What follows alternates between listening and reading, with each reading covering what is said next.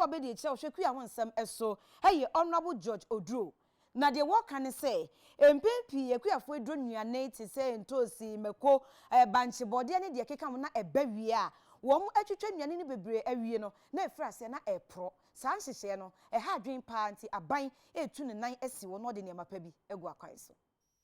Imprepi sabe piemu Ghana hanoma Ghana kuafo ade baako a edi omo enya paa ne se omo ebedo nnobaye pi omo beye niema omo betima ye bia enso imprepi se aduane no ebebu a anase edu mra ewo se omo dobaye no omo timi etwa anase edu mra ewo se dubaye no aba no ebi wo ha wontimi mfa nto wo ye anase ebi ye tomatoes bode ebi ye kwadu na no ene obepiemu ewo agogo a ewo asante Akyem a nananum atrakonwa eye nana kwame ekuyoku sapon Omanhina awo agogo omo akaboma omo eba be bie factory betimi aboa ama bode omo ebetimi aye ho adwuma eno ena omo to omo nsa ede frɛ onimonyamfo George Oduro a ode ensem we etu edwa omampanyin hyehyɛ na ode bae no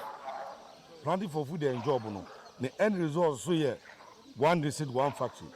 eti agogo ha no bode ena eye aduane a omudua na ha kase pa eno nti na ha se ye bebie factory plantain processing plant ewo agogo ha it said be ya bode na omudua na afibia no sometimes ya na etanya post harvest losses eno no se yi free ho eno nti na agogo ha no eye plantain processing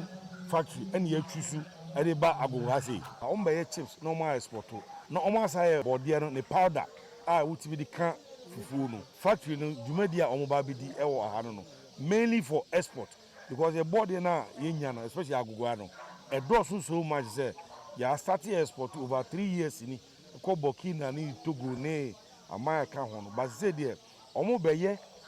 process export no ma the value to the existing one na ye no Omanhina wo agogo nana ekuyoku sapon so ekasa ekire ne enti a omo ye san hyehyeye no serious business it dey share agogo nyame ahira yen edene ehia ya yasemo ane say eye Minister of Agriculture ye longe planting for food and jobs and your politics